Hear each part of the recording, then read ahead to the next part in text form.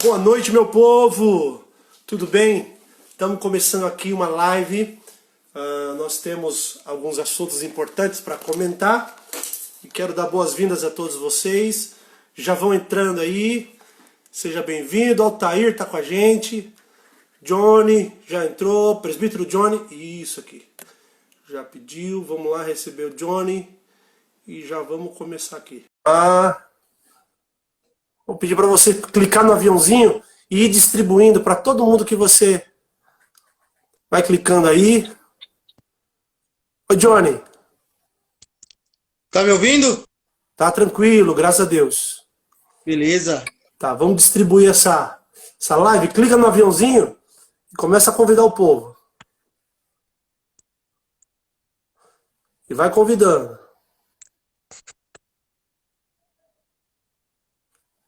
Vai no aviãozinho aí. Eu tô aqui fazendo aqui isso aqui. E vai mandando enviar, que aí você vai convidando o povo a participar. Não dá pra enviar pra todo mundo? Não dá. Seria mais fácil, Nossa, né? eu tenho milhões de pessoas aqui. É. Mas manda aí para umas 20, já tá bom.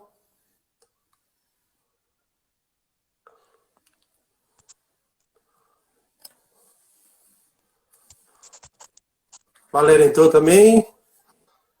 Que bom. Vamos lá. Só ajeitar aqui que está escrito. Por um filtro aqui. Não, Cuidado com mentira. esses filtros. Não, é minha brincadeira. É só pra gente dar risada. Esses dias teve um pastor que não tem muita habilidade para lidar com tecnologia.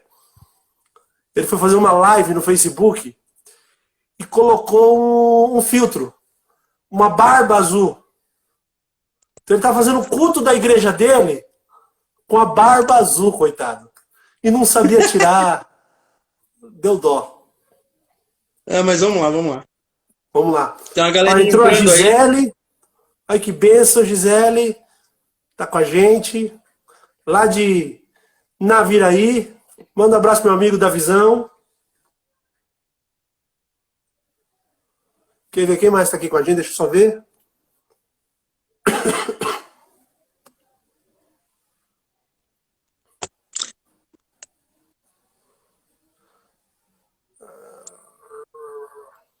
Ah, Bárbara, Gi, Altair, Valéria. Uma galerinha legal. É, mas eles só passaram. Só tem 3 aqui com a gente. Só a Gisele tá com a gente.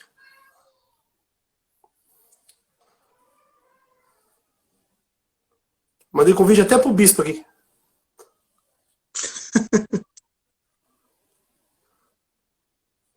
Deixa eu ver se não tem como mandar pra Iluminação. tudo.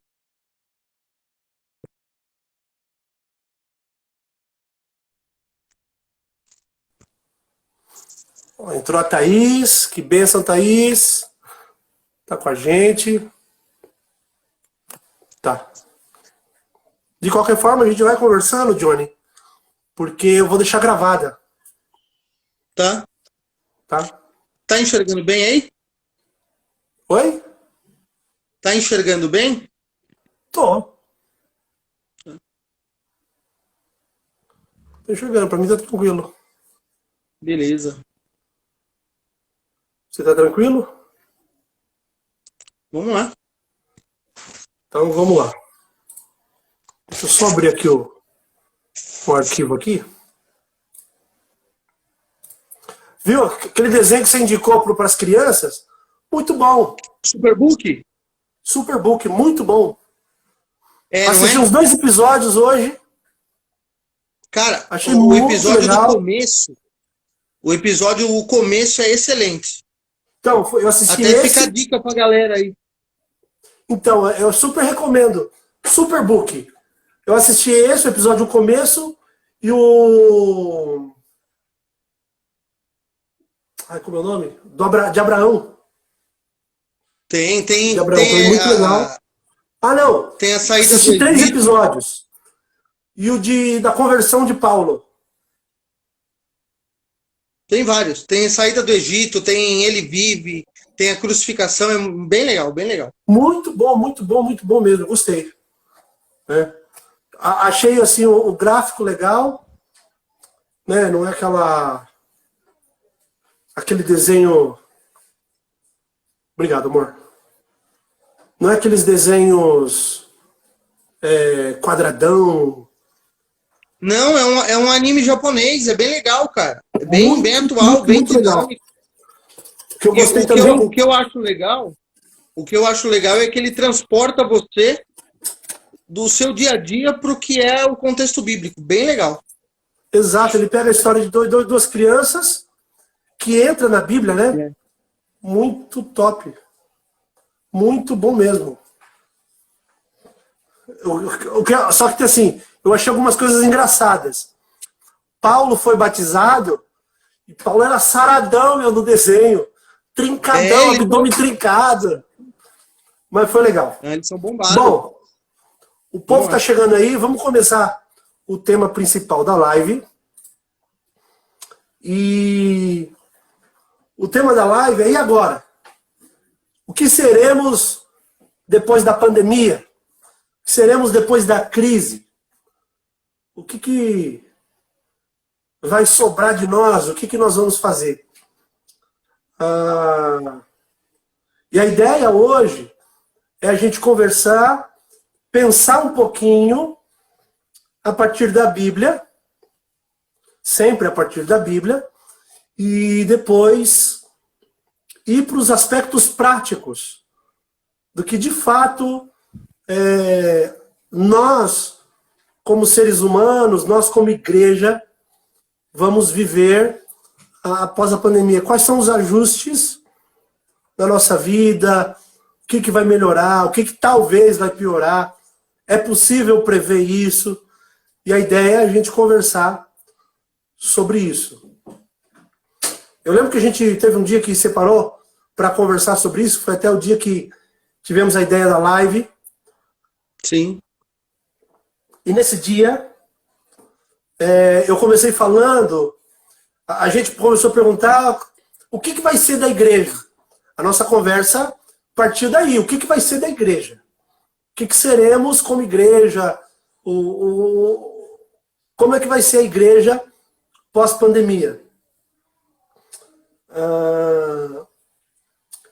Eu confesso que eu vejo aspectos apocalípticos, ou seja, que mostram o fim dos tempos. Confesso que eu tenho dificuldade, como pastor que estuda a Bíblia, uma dificuldade enorme de vincular os fatos do Apocalipse aos fatos que acontecem hoje. E aí talvez cabe aí uma live só para discutir o porquê disso. Mas em resumo, é porque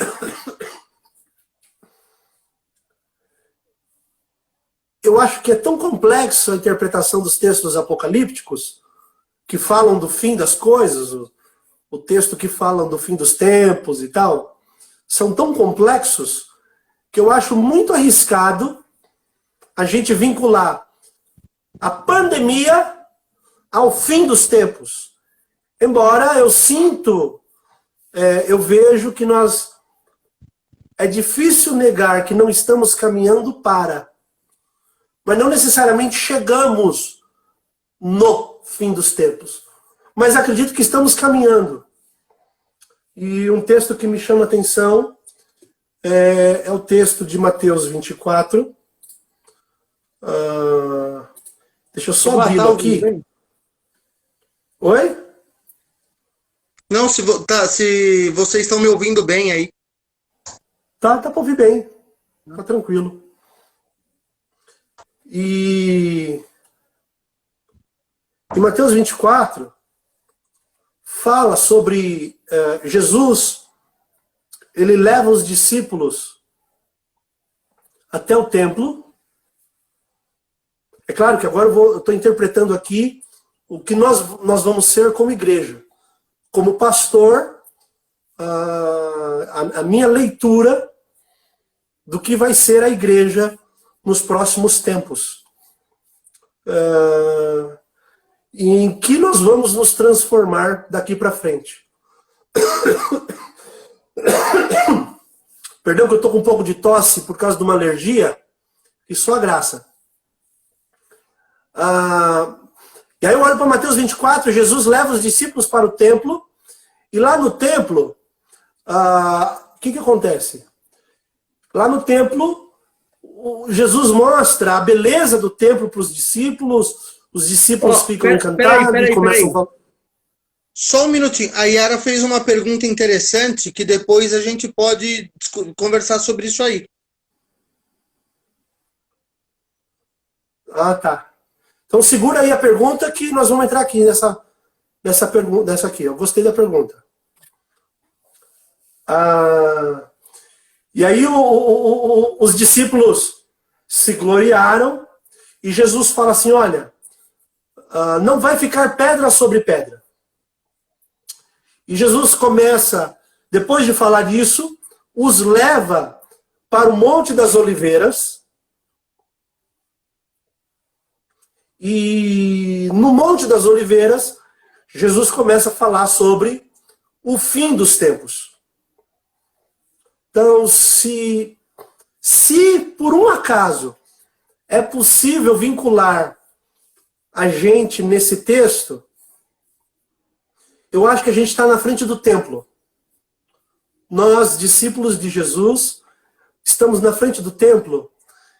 E na frente do templo, Jesus está falando para a gente, olha, vocês têm uma igreja grande, o povo evangélico é grande, cresceu no mundo, está crescendo, vocês compraram templos, vocês têm programa de televisão, vocês têm um impacto na sociedade, bonito que vocês fizeram, mas não vai ficar pedra sobre pedra. Essa palavra, em primeiro momento, ela estava se referindo ao Templo de Jerusalém, claro. Historicamente, no ano 70, o templo foi destruído. Mas, por trás desse texto, existe o senso pleno de que existe um sentido mais profundo em que nós podemos trazer para a nossa realidade que aquilo que o homem fez não fica. O que fica é o que Deus faz. A interpretação mais correta desse texto é essa. E eu não sei vincular se o restante desse texto está pegado ao que a gente está vivendo hoje. Os princípios de dores, rumores de guerra e tal, o amor se esfriando. São sinais da humanidade que eu não sei se enquadram neste texto. A gente vê hoje dores, a gente vê essa pandemia. Vê uma coisa interessante nesse texto que fala de que os vossos irmãos os entregarão. Essa parte também é forte. Não sei se a gente está vinculado nesse texto, mas Jesus ele está desconstruindo tudo aquilo que o homem construiu. Que é bonito. Jesus fala, é bonito, mas não vai sobrar. Porque o que eu ensino é o reino dos céus. É maior do que tudo isso. E eu queria ver contigo como você vê. Apresentei a minha leitura. Johnny, você eu sei que é mais chegado em Lucas 21. É importante a gente pontuar algumas coisas, né? Como você mesmo já disse, o conceito teológico da coisa, a gente também não está aqui para esmiuçar, até porque nós temos tempo para isso e demanda muito tempo. Mas tanto Mateus 24, quanto Marcos 13, quanto Lucas 21, eles narram esse evento. Talvez eu não tenha tanta dificuldade de interpretar algumas coisas. Em relação à questão apocalíptica. Você está me ouvindo bem? Tô ouvindo bem. Tá. Iniciando, é importante a gente ver que o final dos tempos, ele traz muitos questionamentos, é um tema que mexe com muita gente, é um tema que na nossa vida ele passa desapercebido. A gente só percebe que há de vir um fim, seja você ateu, seja você gnóstico, seja você cristão, seja você budista, seja você espírita, a gente só entende que haverá um fim quando alguma coisa nos dá um sinal de alerta. Nós só entendemos que a máquina está quebrando, que o carro está parando, que o corpo está parando, quando ele nos emite um alerta. Isso é um fato, é a engrenagem da vida. É o sistema mecânico da vida, biológico da vida. E quando nós olhamos para esses 3 textos dos evangelhos sinóticos, realmente você já disse aí que ele fala sobre a construção do templo, um templo que é reconstruído em 516 a.C., aí é destruído por Antíoco 200 anos antes de Cristo, depois reconstruído por Herodes de novo, e destruído lá em 70 depois de Cristo, onde o próprio Flávio Joséfo participa da guerra. E algo interessante é quando os romanos, para que se cumpra a profecia de Jesus, eles tiram até a pedra do alicerce, achando que tinham ouro e riquezas embaixo do templo, e aí cumpre-se a profecia de Jesus que não ficaria pedra sobre pedra. Eu gosto da narrativa de Lucas porque ela é um pouco mais sucinta que a de Mateus e tão objetiva quanto. Né? E Lucas, diferente de Mateus, ele tinha um conteúdo intelectual mais preciso, porque ele era médico. Né? E claro que aí eu não quero nem entrar no tema escatológico de tribulação, como pré-tribulação, pós, milenismo, amilenismo. Não é esse conceito. Eu quero entrar no senso comum de que todas as vertentes acreditam em si, que teria que vir o Messias ia morrer para salvar, o Messias voltaria para o lugar da onde nunca deveria ter saído, que é o lugar de Deus, o Espírito Santo viria, continuaria conosco no período da graça, até o momento em que Jesus viria, retiraria a igreja da terra e nos arrebataria. Isso é um senso comum em todas as visões. Pelo menos nas 3 mais faladas, é um senso comum. Ou seja, todas, seja pré, meso ou pós-tribulação, acreditam que a igreja será arrebatada. É um senso comum. Olhando para isso, eu jamais, e eu tenho visto muita gente, pastor, falando sobre Apocalipse, sobre fim dos tempos, a gente já conversou sobre isso. Eu tô ouvindo cada doideira que é sensacional. E assim como todos estamos ouvindo, mas nem todos conseguem filtrar isso. Porque, como você mesmo disse, Apocalipse ele foi escrito de uma forma simbólica. Para quê? Para que só os cristãos daquela época entendessem e os inimigos não entendessem, para que não pudessem atacar antes da hora. João toma esse cuidado ao escrever Apocalipse ditado pelo próprio Cristo. Né? Tanto que ele escreve que é importante e é verdade tudo aquilo que ele está dizendo. Só que nós temos que ler isso na leitura judaica, com os requisitos judaicos para o período da época, e transportar isso para nós. Porque a Bíblia é um livro extremamente... eu gosto muito de uma frase do querido Ravi Zacarias, que faleceu essa semana, que ele diz: a Bíblia é mais atual do que o jornal que vai sair amanhã. E é verdade. Né? Então, assim, olhando para o contexto bíblico, eu não posso ser negligente, imprudente, de dizer que nós estamos no fim do mundo. Não.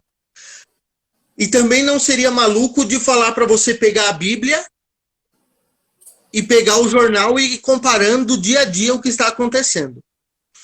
Eu vou usar como gancho, e talvez já respondendo parte do questionamento da Yara. Quando nós olhamos para as pandemias, para os terremotos, para os problemas, para a fome, para a peste, para as guerras, para o levantar de nação contra nação, nós vemos isso desde que o mundo é mundo. Começa lá com Adão. Quando Adão se rebela, desobedece e a coisa começa a acontecer. E aí a gente vê a guerra com Moisés, a guerra com todos. Só que de uns tempos para cá, a coisa vem sido potencializada, vem se potencializando muito. Tá? Então, se nós pegarmos de 1303 para cá,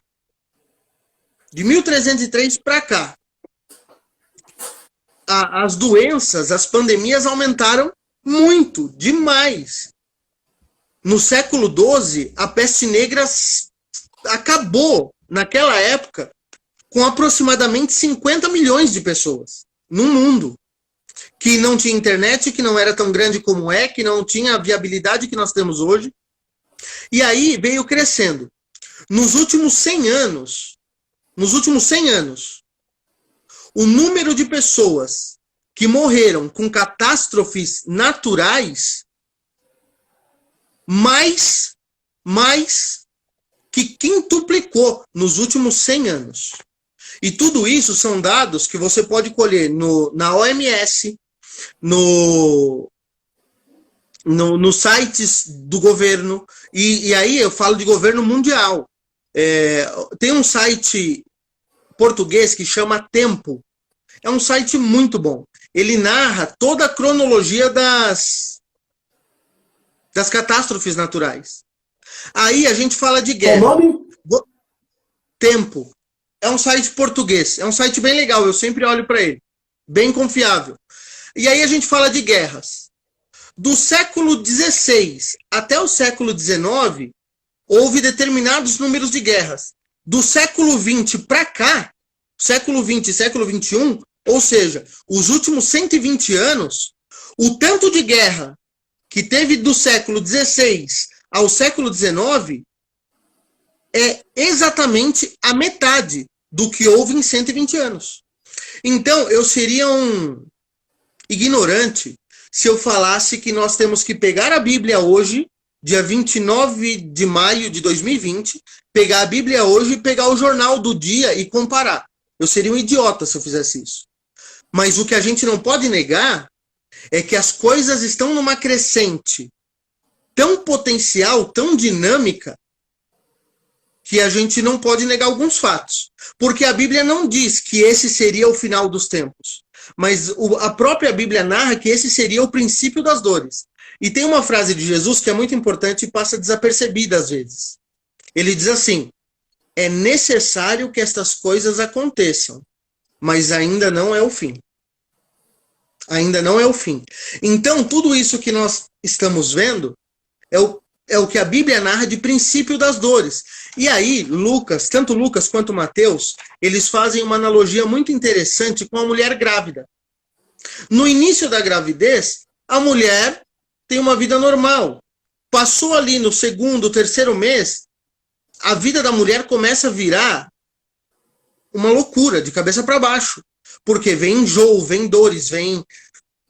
Por exemplo, a minha esposa amava pipoca. Ama pipoca. Só que na gravidez ela não podia sentir cheiro de pipoca. Então, muda. E no final, quanto mais próximo do parto, mais dores a mulher sente. Então, o que eu enxergo escatologicamente falando? Transportando isso para o texto. Nós não estamos no fim. Mas o sinal do fim, o sinal da vinda de Jesus para levar a sua igreja embora, está notório. Notório, está aí para todo mundo ver. Não é uma luz que está acesa, mas inúmeras luzes estão acesas. Nós temos inúmeros semáforos acesos. E ele está no amarelo para o vermelho, ele está ficando na cor laranja. Ele não está mais só amarelo.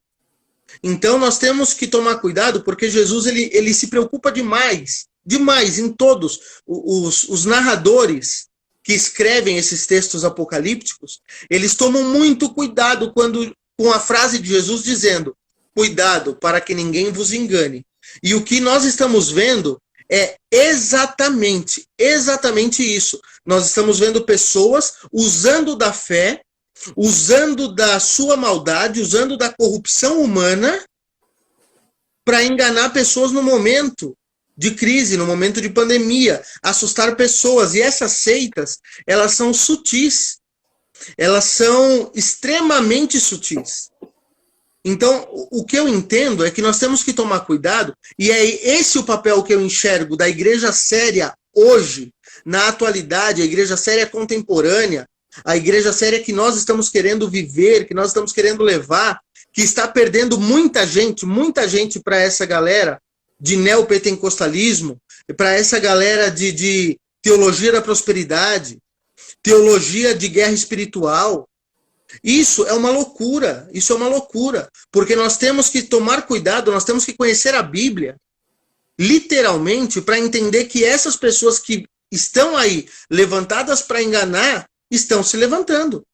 Os falsos profetas estão se levantando. E Jesus ele deixa muito claro isso. Cuidado com os falsos mestres, cuidado com os enganadores, porque no momento... Eu lembro uma vez que o pastor Rubens, ele me disse uma vez assim, o melhor lugar de pregar é no velório. E no velório do meu tio, o senhor me disse a mesma coisa. Por quê? Porque as pessoas estão abertas, estão sensíveis a sentir Cristo. E hoje, infelizmente, com tudo que está acontecendo, as pessoas estão também sensíveis. E aí é onde os oportunistas entram. Eu estava lendo esses dias sobre teologia da guerra espiritual. Cara, o que é a teologia da guerra espiritual? A guerra espiritual sempre existiu. Por que de tempos para cá ela está crescendo? Porque Oséias narra um negócio muito interessante. Capítulo 4, versículo 6. O meu povo perece por falta de conhecimento. E o que nós estamos vivendo hoje é um povo que não tem conhecimento. Mas não é só não ter conhecimento. É não buscar conhecimento de verdade e ainda os poucos que buscam, muitos buscam em lugares errados. Então, usando a sua frase em síntese, o que eu enxergo é isso. É exatamente isso. Nós, como ministros do Evangelho, nós temos, não só estamos tomando esse cuidado, mas vivemos isso, e eu louvo a Deus por isso, né? Que nós temos a preocupação de levar uma palavra totalmente embasada na Bíblia, com os escritos originais, com os estudos originais, dentro de um contexto original, para que as pessoas não sejam enganadas. Então, em resumo do resumo, eu enxergo isso. Né? Tá. Então, assim, nós já estamos começando a vislumbrar os sinais do fim. Eu entendo dessa forma. Não, eu também estou de acordo com você. E volto a Talvez dizer... a gente não está vivendo os sinais, mas estamos começando a vê-los. Isso. Lembrando que, assim, a gente não está aqui para falar, pelo menos não hoje, sobre os conceitos e as visões escatológicas. Sim. Não, mas é pegando um gancho nessa forma de ver que eu quero falar, porque para mim é completamente irrelevante a gente pensar nossa prática de vida a partir de como a gente vê a Bíblia. E aí que eu quero começar a responder a pergunta que é tema da live. A pergunta tema da live é: e agora? Como seremos depois da crise? Então, peraí. Olha só. Nós estamos começando a ver alguns sinais do fim, da volta de Cristo. Alguns sinais. Se estamos vendo os sinais, como devemos construir a igreja nessa nova normalidade? Lembrando que eu tenho falado já há um bom tempo sobre o novo normal. Já faz um tempo que eu venho falando, gente, nós não vamos voltar ao que éramos antes. Nós vamos viver um novo normal. Não existe mais o normal que vivíamos. Vai ser um novo normal. E esse novo normal, o que é legal é que nós vamos construir. Nós estamos construindo. Não é que ele já existe e nós estamos caminhando para ele. Não. Nós estamos construindo esse novo normal, esse novo jeito de ser. O nosso papel na história agora vai fazer toda a diferença.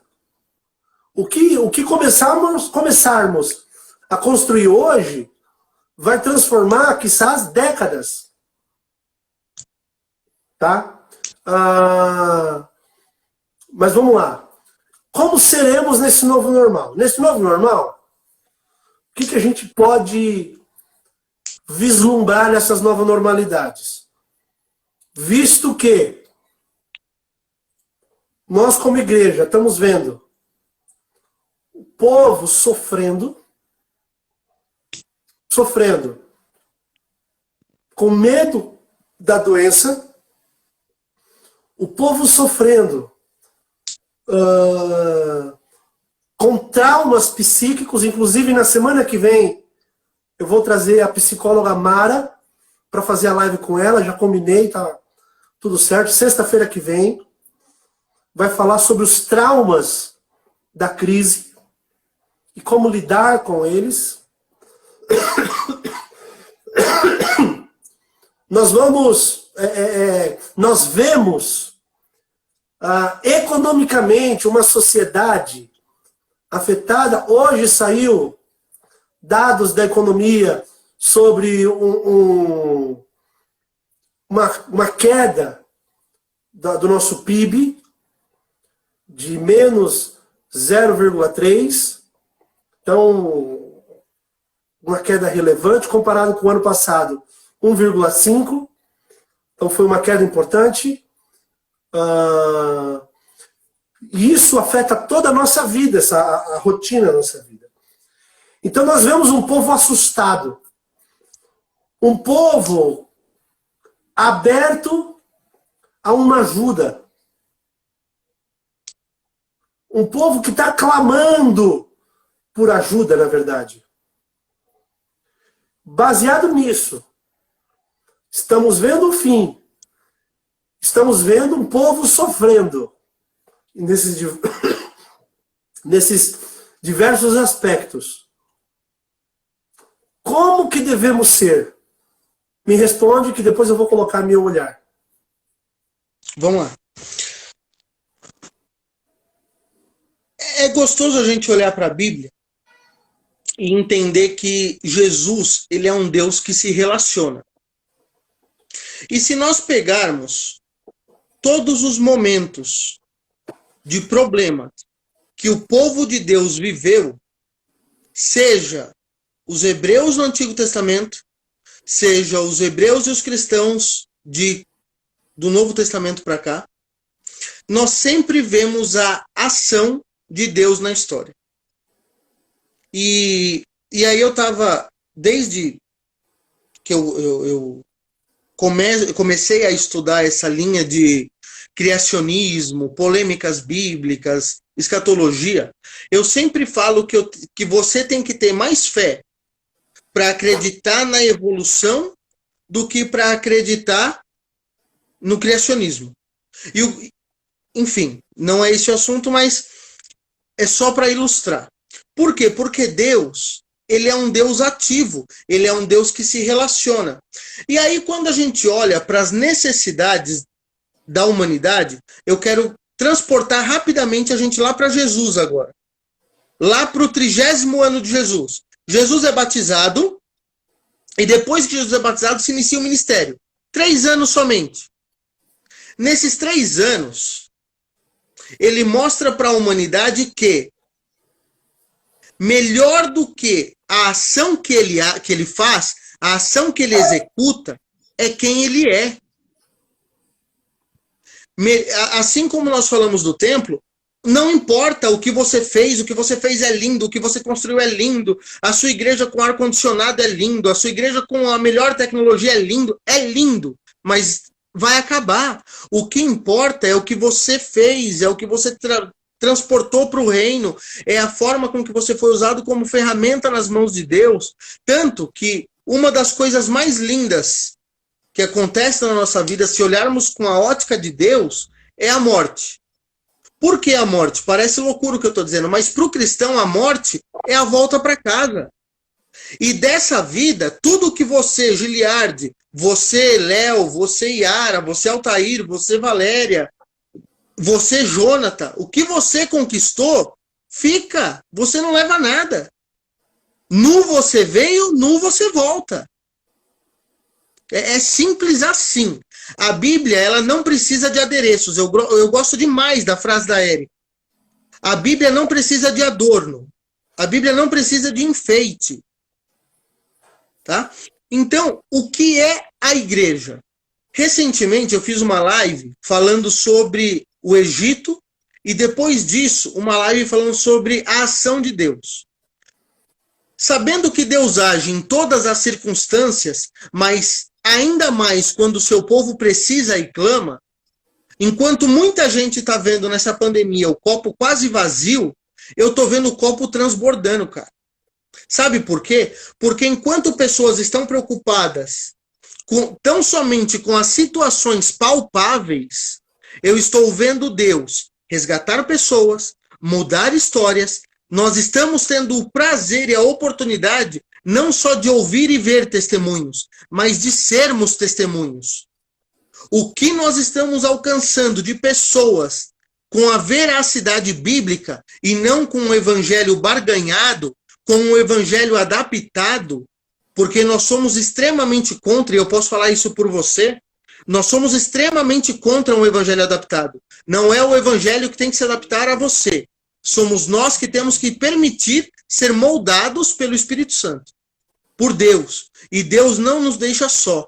E tudo que Deus está fazendo em meio a essa pandemia, hoje, se nós olharmos para o contexto geral, a economia do país era para estar muito pior. Muito pior. A saúde no Brasil era para estar muito pior, porque é um país que falha com a vacinação, que tem um povo cuja cultura é uma cultura demasiadamente ignorante, e eu sou brasileiro, eu posso falar isso, tá? É um povo que não busca conhecimento, é um povo que tem inúmeros problemas. Não temos saneamento básico, não temos estrutura como um todo, mas é um povo que uma minoria está clamando de uma forma tão linda, está buscando Deus de uma forma tão intensa, tão vívida, que Lucas e Mateus narram que nós seríamos testemunhos num tempo de crise. A Bíblia narra, transportando isso para uma analogia atual, a Bíblia narra que nós não precisaríamos falar nada, porque o Espírito Santo falaria através de nós. E aí Pedro narra lá em 1 Pedro, capítulo 1, verso 5, se eu não me engano, narra que até o final, nós seríamos protegidos. E nós temos que estar preparados, Pedro também narra isso, que nós temos que estar preparados para dar a razão da nossa fé. Então, quando eu olho para o que será a igreja de hoje, ou a igreja do novo normal, é uma igreja tão... Hã? Que nós vamos construir. Não entendi. Mas eu enxergo essa igreja totalmente transportada para a igreja em essência. Porque o que nós estamos fazendo? Nós, como igreja hoje, nesse momento de pandemia, estamos voltando a uma pregação que eu já faço há algum tempo, há alguns anos. Voltando a ser essência. Porque nessa pandemia nós estamos atendendo mais pessoas, cuidando de mais pessoas, fazendo mais ação social. Olha a beleza que essa pandemia está nos mostrando. Ela está tão somente nos mostrando o que é a essência de ser igreja, gente. Ser igreja não é estar atrás de um púlpito com terno e gravata, com roupinhas bonitas, falando e pregando um evangelho eloquente. Não, isso não é ser igreja. Ser igreja está aqui dentro. Ser igreja é entender que é Cristo que mora no coração da gente e um Deus tão grande que tem o universo na palma da sua mão se faz tão pequeno, mas tão honroso e tão grande a ponto de fazer morada em você. Porque a Bíblia diz isso. Não sou eu que digo isso. Então, o que é interessante é que nesse momento, parafraseando com a frase da Yara aí, é nesse momento que nós estamos sendo a igreja primitiva na sua essência. Voltando para Deus.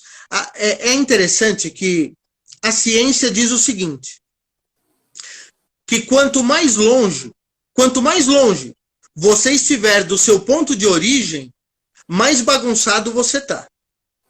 Mais desordenado você está. E o Evangelho diz exatamente isso.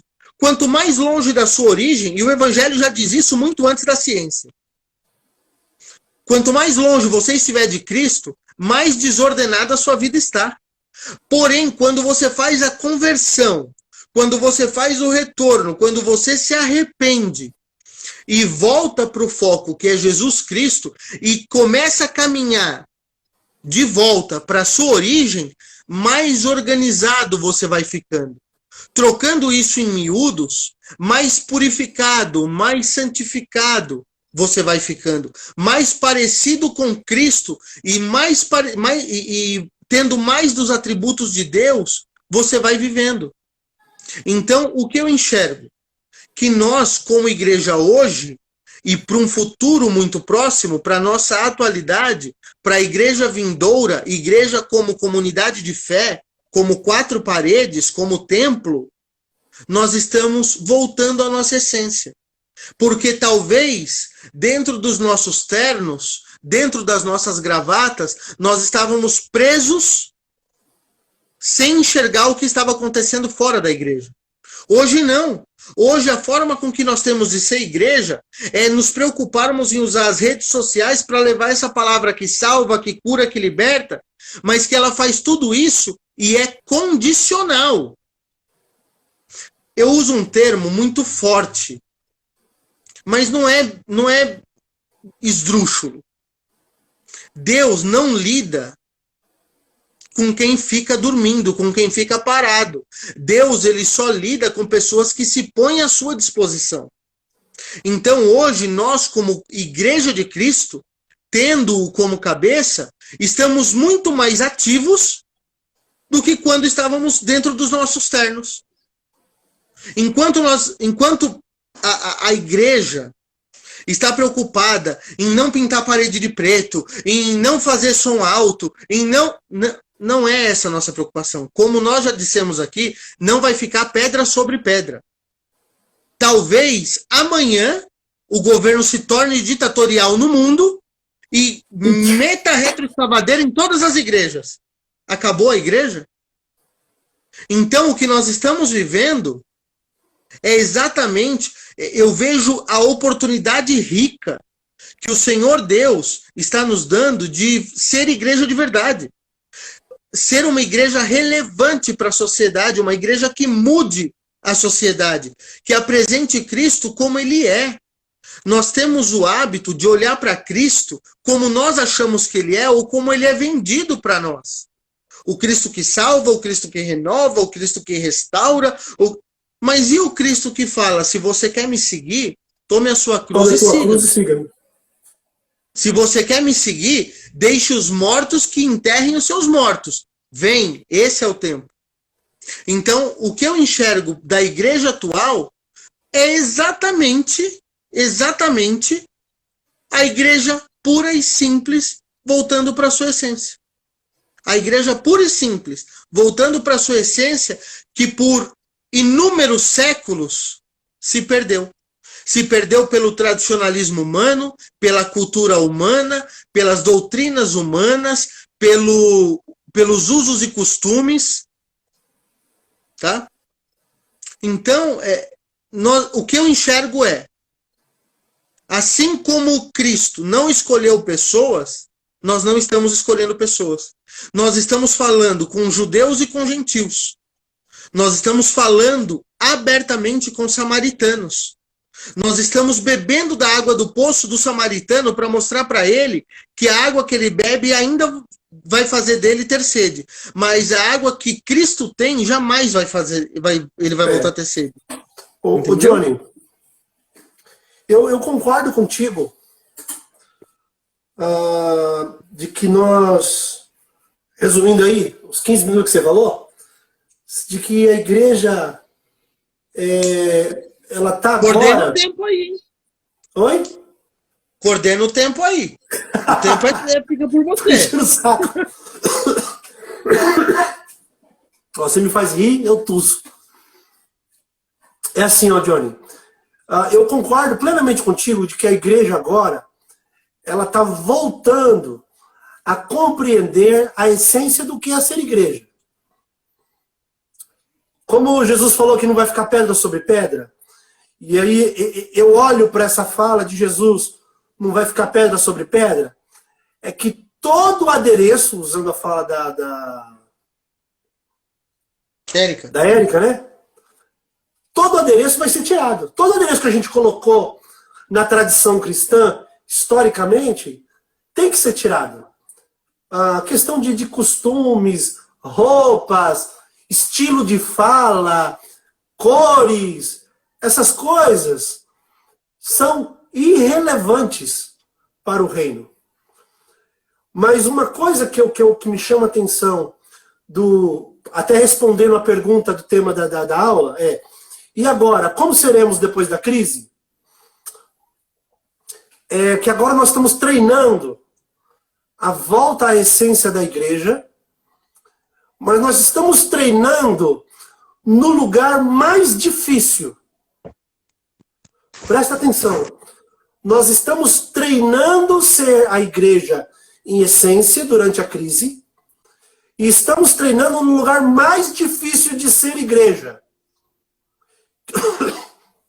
que é ser igreja com aqueles que conhecem profundamente a nossa intimidade, que é ser igreja para os da nossa casa. E aí sim viver a essência do evangelho. Uma das coisas que mais me deixa encafifado, eu lembro de uma fala de uma criança, hoje já não é mais criança, mas eu a conheci quando era criança, filha de um líder religioso, não era da nossa igreja, era uma igreja dessas independentes que abre do nada. O pai dessa menina pregando, falando sobre o amor. Primeira carta de Paulo aos Coríntios, capítulo 13. O amor é lindo. O amor é maravilhoso. Eu tô romântico. Ela levanta no meio da pregação. Tô te falando porque conheço bem essa menina. Tenho amizade com ela até hoje. Um vínculo muito forte com ela até hoje. Isso aconteceu de fato. Aí ela levanta no meio da pregação. É esse o pai que eu quero lá em casa. Ela tinha mais ou menos a idade da Lolô. Imagine você pregando e Lolô no meio do culto levanta. É esse o pai que eu queria lá em casa. Não imagino. Porque na casa dele, ele não era cristão. Porque ser cristão em casa é o lugar mais desafiador. Porque na nossa intimidade, a gente se desnuda. Me fez lembrar a sua pregação sobre as máscaras. Exato. Na nossa intimidade cai as máscaras. E a gente precisa arrancar essas máscaras. Costumeiramente temos a tentação de usar máscaras, e agora eu não estou falando da máscara de proteção. Inclusive, eu continuo usando, hein, galera? Essa aqui essa aqui você continua usando, tá? Mas as máscaras que escondem quem somos. E ser cristão dentro de casa é um desafio. Uma das coisas que mais me orgulha, uma vez assim, conversando com a Késia, ela falou assim: amor, eu te admiro. Eu falei, por quê? Porque tudo que você prega é o que você vive em casa. Pô, tô falando da mulher que mais me conhece. Isso me encheu de, poxa, tô conseguindo transmitir a mensagem através da minha vida, é isso aí. E isso é um desafio enorme. Porque em casa, a gente tem os defeitos. Em casa a gente dá os pitis. Em casa a gente briga. Em casa a gente discorda. Em casa a gente tem as tentações, mas a gente tem que lutar contra. E eu acho que nós, de fato, estamos sendo preparados para viver a essência do Evangelho, como igreja. Então, você perguntar o que seremos depois da crise? Seremos uma igreja que vive a essência do Evangelho, ou a caminho de. Sim. E estamos treinando dentro de casa, que é o lugar mais difícil. Ser cristão dentro de casa, na intimidade. E o caminho vai ser esse. A gente ser cristão de verdade. E eu tenho uma coisa muito interessante no meu coração, Johnny, que depois da pandemia, não depois da quarentena, mas depois da pandemia, a igreja, os irmãos que de fato se mantiveram firmes e fortes, porque já estavam e que tiveram uma experiência profunda com Deus nesta pandemia, vai fazer com que a igreja volte mais forte. Sim. Porque eles foram provados na casa, no lugar mais difícil de ser cristão. E quando voltar, meu irmão, volta com todo gás. É verdade. Em nome de Jesus, não nesse domingo, na Santa Ceia, nós vamos fazer uma festa. Soltar rojão na porta da igreja. É verdade. Claro que guardadas as devidas proporções lá, uma pessoa para cada 4 metros quadrados, né? Nós vamos poder ter até no máximo 40 pessoas dentro da igreja, vou ter que fazer inscrição, tudo. Mas eu quero fazer uma festa linda. Porque vamos voltar. Vai ser um processo. Mas passando a crise, nós seremos uma igreja forte. Com ralados, vergões nas costas, ralados no joelho, suor, porque tudo que enfrentamos é difícil, mas sairemos vencedores. Amém. Com as marcas desta batalha, mas sairemos mais forte. Com algumas baixas, infelizmente, com algumas perdas, infelizmente, é verdade, mas voltaremos para transformar o mundo. Então, a gente tem que, nessa construção desse novo normal, Johnny, nós temos que nos construir como igreja para, de fato, ser a igreja em sua essência. E a igreja em sua essência, ela era uma voz profética. Voz que fazia a diferença, relevância. E agora, a crise ela veio para nos fortalecer. Ela veio para nos trazer de volta à essência. Quer dizer, eu não sei se ela veio para isso, mas eu sei que ela está fazendo isso na gente. Quem está se permitindo ser transformado. Eu gosto muito. Eu gosto muito do conceito da cicatriz. Nós temos 6 minutos. Tá. Eu gosto muito do conceito da cicatriz.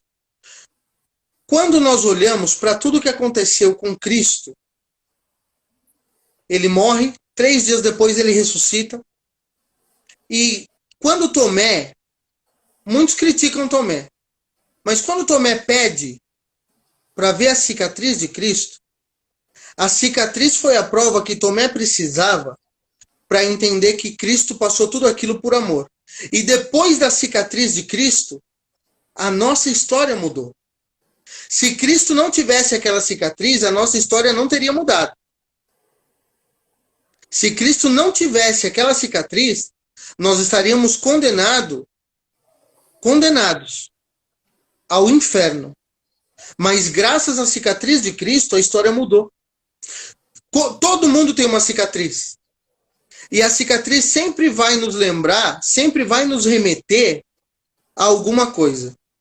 Sempre. E sempre está ligado a uma lição. Tá? Eu costumo dizer que uma das cicatrizes mais lindas das nossas vidas quando eu falo das nossas vidas, é num contexto geral, é a cicatriz de uma cesárea. Porque a cicatriz de uma cesárea traz a nós um dos presentes mais lindos que nós podemos ter na vida, que são os nossos filhos. Mas a cicatriz continua lá. Continua lá. Para a gente lembrar que aquela cicatriz foi o que nos permitiu entender um pouquinho do amor de Deus por nós. Quando nós somos pais, quando nós somos pastores, quando nós somos pais espirituais, nós temos algumas cicatrizes. E essas cicatrizes nos rememoram a entender que não importa o que aconteça, eu simplesmente amo. Porque eu faço parte da família de Deus. E Deus me amou quando eu não merecia e eu ainda não mereço. E ainda assim Ele me ama. O pastor Nilonei, que pastoreia junto com o pastor Ricardo e com o pastor Juan lá em Rondônia, ele tem um livro que fala simplesmente igreja. Fala muito sobre isso. Eu aconselho, comprem esse livro. É muito bom. Muito bom.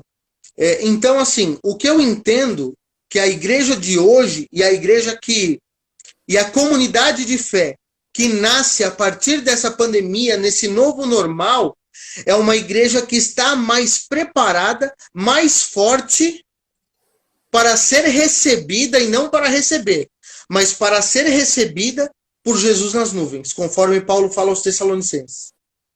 Amém. Então eu entendo que isso veio para fortalecer a igreja. Amém. Não, eu só para resumir todo o nosso papo aqui, em 1 minuto, para resumir a nossa live, nós já vamos encerrar. Oi? Já era 1 hora? Já. Nossa, a gente fala mais que a nega do leite que o homem da cobra. Só resumindo aqui, conclusão. A Bíblia nos mostra que nós estamos começando a vislumbrar alguns sinais do fim dos tempos. Esses sinais, nós vivemos numa sociedade que está machucada e a igreja precisa se levantar agora como uma igreja que vai ser igreja em essência e que vai ser uma voz profética. Então, amém. Só para concluir o que nós estamos vivendo, o resumo. E como seremos depois da crise? Voz profética. Seremos uma igreja que está se preparando para se encontrar com Cristo, mais apta, e se preparando para fazer discípulos, mais forte. Então, acho que ela volta mais forte. Vamos voltar mais forte depois da crise. Claro, com algumas perdas, algumas baixas, mas vamos voltar mais, sim. Então, só para encerrar, falta 1 minuto aqui para a gente encerrar. Quero mandar um abraço aqui para as pessoas que nos acompanharam aqui, ó. Tá com a gente aqui, ó. Presbítero Eduardo tá com a gente, a Yara, a Leia, a Camila, Pastor Davi, um abraço, meu amigo, Samuel, o Gilson Nascimento, a irmã Graça, a Célia. Um grande abraço para todos vocês. Na próxima semana estará com a gente aqui no bate-papo, aqui no perfil da igreja, a missionária Mara, ela é psicóloga e vai falar sobre como lidar com as crises, como lidar com as consequências da crise. Deixa eu só ver o tema exato aqui. Superando os transtornos da mente no meio da crise. Então nós vamos caminhar, falar com ela sobre isso, tá bom? Então, sexta-feira, às 9 horas da noite, dia 5 de junho, vai estar com a gente a psicóloga Mara, tá bom? Então, guarda aí na sua agenda, nós vamos anunciar, fazer divulgação também, e vai estar com a gente aí, tá bom? Então, domingo, temos o nosso culto online, tá bom? Então, você pode acompanhar online, e quem sabe no outro domingo, na Santa Ceia, vamos fazer uma grande celebração presencial, em nome de Jesus. Johnny, 10 segundos para se despedir. Obrigado. Foi muito edificante. E surgiram mais lives. Tamo aí. Então tá bom, gente. Muito obrigado. Que Deus abençoe. Um grande abraço.